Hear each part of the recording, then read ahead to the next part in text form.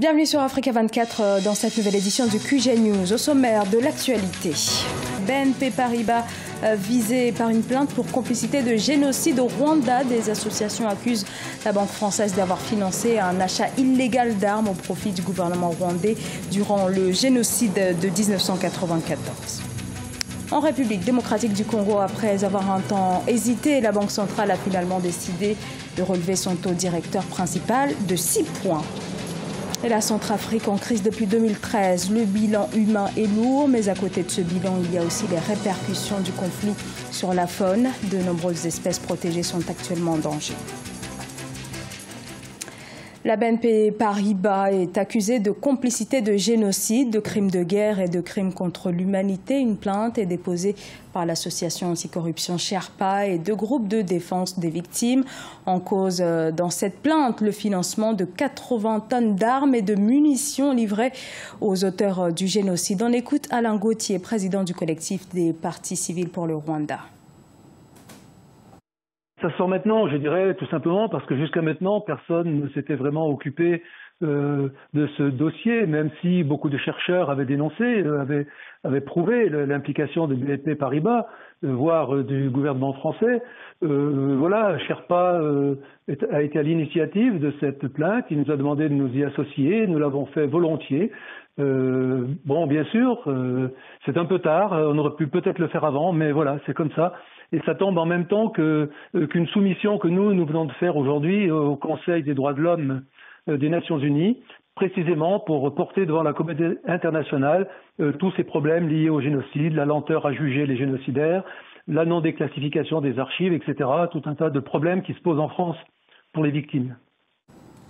Dans l'actualité également, cette visite d'État en France ce mardi 28 juin du président malgache R. Radhaonarimampianine au cœur des discussions avec son homologue français Emmanuel Macron, le renforcement des liens économiques. Cette rencontre revêt un enjeu capital, notamment pour Madagascar, la France étant un acteur majeur de son économie. En 2016, ce sont près de 800 millions d'euros d'échanges commerciaux entre les deux pays, ce qui a fait de la France le premier partenaire commercial de la Grande Île. De 14%, le taux directeur passe à 20%. C'est la décision prise par la Banque centrale de la République démocratique du Congo. C'est la deuxième fois cette année que l'institution recourt à cette politique visant à juguler la volatilité actuelle du franc congolais. Siam Lo Victoria Sedji. La Banque centrale de la République démocratique du Congo va de nouveau doubler son taux directeur. Cette fois, elle le fera relever de 6 points en le faisant passer de 14% à 20%. Une manœuvre censée stabiliser la monnaie et la rendre plus attractive. En janvier 2017, la Banque centrale avait déjà doublé ce taux directeur en le faisant passer de 7% à 14%, une mesure ayant fait passer l'inflation de 11,2% au mois de décembre 2016 sous la barre de 10%. Lorsque vous regardez le passage de 7 à 14, de 14 à 20, nous sommes là en train de réaliser des bons dans le taux directeur de la Banque centrale. Mais la vérité là-dessus, c'est que nous n'aurons pas des résultats aussi bien escomptés que ce que nous aurions voulu avoir, parce que simplement, il y a une déconnexion entre notre économie et la monnaie congolaise. Toutes les politiques qui seront menées sur la monnaie congolaise n'auront pas d'effet réel sur l'économie congolaise, parce que l'économie congolaise est largement dominée par le dollar. Pour rappel, le cuivre et le colbert extraits en République démocratique du Congo représentent 80% des recettes d'exportation. Depuis la chute drastique des cours des matières premières à moins 59,2% sur les marchés mondiaux, le franc congolais a subi une forte dépréciation face au dollar. Il y a moins d'une année, un dollar américain s'échangeait à 920 francs congolais, voire moins que cela. Mais depuis juin 2016, la République démocratique du Congo a vu sa monnaie s'échanger à 1045 francs congolais avant de chuter pour atteindre de nos jours 1535 francs congolais. Tous ceux qui sont détenteurs de francs congolais, la première des choses qu'ils essaient de faire, c'est d'aller retrouver des dollars pour être en mesure d'assurer les importations. Il faut trouver une solution temporaire avant de pouvoir penser à tout à fait autre chose. Et on a deux solutions.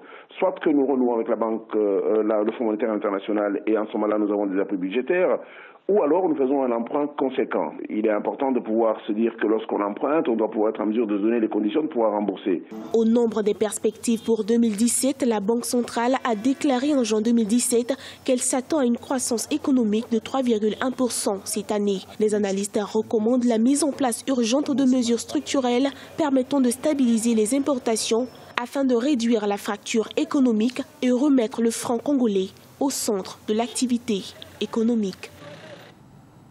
La réserve de Dzanga-Changa, à plus de 500 km de la capitale Bangui en Centrafrique. Cette réserve protégée abrite 3400 éléphants forestiers, des gorilles, des chimpanzés et d'autres espèces sauvages et végétales. Mais ces animaux protégés sont en danger en raison du conflit qui prévaut dans le pays voilà maintenant 4 ans. Birama Saonera. En Centrafrique, le sanctuaire de la faune ressent les effets du conflit en cours. Au parc de Dzanga-Sanga de Bayanga, une ville située à plus de 500 km au sud-ouest de Bangui, la capitale, les éléphants s'abreuvent et jouent dans la boue.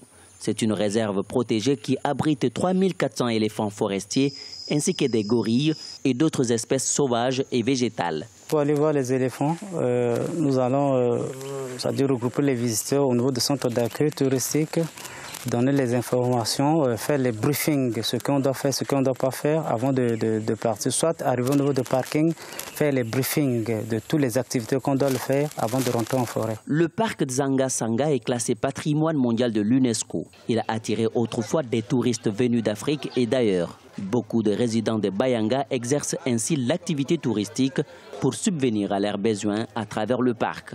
Mais aujourd'hui, cette activité tourne au ralenti et les opportunités d'affaires se font rares dans la localité. La raison, la crise sécuritaire et politique que connaît ce pays depuis 2013. Je demande que les gens viennent nombreux visiter Bayanga parce que c'est une ville riche, vraiment riche. Il faut que les touristes viennent voir la faune et la savane de notre localité. J'invite aussi les habitants de Bayanga à changer leur comportement vis-à-vis des animaux pour encourager les touristes car cela nous permettra de tirer d'énormes profits de l'activité touristique. La ville de Bayanga possède également des plantations de café et une industrie forestière. Cependant, depuis le début du conflit politico-sécuritaire en 2013, l'activité économique n'est plus au rendez-vous dans cette localité. Selon les conservateurs du parc, les braconniers d'éléphants ont profité du conflit armé pour chasser les animaux dans les zones classées de la faune, une situation qui menace de plus en plus les animaux dans cette partie de la Centrafrique. D'un côté la guerre et de l'autre les mariages précoces, deux fléaux qui s'entrecroisent au Soudan du Sud. Les jeunes filles sont particulièrement affectées sur place. Les ONG tentent tant bien que mal d'apporter des solutions. Ibrahima Djoumaba. Au Soudan du Sud, les organisations non gouvernementales et la mission des Nations Unies sur place ne cessent de multiplier les initiatives pour ramener la paix entre les communautés en conflit. À Yei, situé à la frontière avec la République démocratique du Congo, un club de gymnastique a été formé pour initier les jeunes filles à la culture de la paix, mais surtout au rapprochement intercommunautaire. Les membres de ce club commencent à prendre conscience de la nécessité de bâtir une nation de paix au Soudan du Sud. Je me sens très enthousiaste parce que je peux porter un ami sur le dos, ce qui signifie que je peux résoudre les difficultés de la vie et de la paix. Ce gymnase m'a rapproché des gens que je ne connaissais pas forcément. Nous venons de divers horizons, mais ici, nous formons une équipe. Nous nous sommes connus, nous sommes maintenant des amis. Nous pouvons interagir les uns avec les autres lorsque nous nous rencontrons dans d'autres endroits, et cela grâce à ce club. Selon certains observateurs, la guerre civile au Soudan du Sud se fait sur fond de confrontation ethnique. L'objectif des ONG comme Spring for Peace et de la mission des Nations Unies, c'est d'apprendre aux filles de ce club de gymnase comment gérer leur traumatisme pour mieux se concentrer sur leur éducation. Cet exercice montre la capacité de tolérance des gens. Nous leur apprenons à supporter la douleur et surtout à côtoyer les inconnus. C'est l'esprit de tolérance qui aide ces filles à chercher l'équilibre pour ne pas faire tomber leurs coéquipières. Les exercices menés dans ce club ont permis aux adhérentes, au fur et à mesure, de cultiver des approches sociales plus souples. En fin de compte, elles ont acquis des valeurs d'ouverture et de tolérance mutuelle, des comportements qui les aident tant bien que mal à vivre ensemble. En plus de la culture de la paix entre les communautés ethniques, les organisations non gouvernementales s'activent dans la sensibilisation sur les mariages précoces et forcés. Au Soudan du Sud, près de 3 enfants sur 4 ne vont pas à l'école, selon les Nations Unies. Depuis 2013, ce conflit a déclenché la plus grave crise de réfugiés d'Afrique. Sur les 12 millions d'habitants que compte le pays, plus de 3 millions de personnes sont des réfugiés. Ce journal a été réalisé par l'ensemble de la rédaction. Merci à vous pour votre fidélité. Dans un instant, une nouvelle édition de l'actualité sur Africa 24.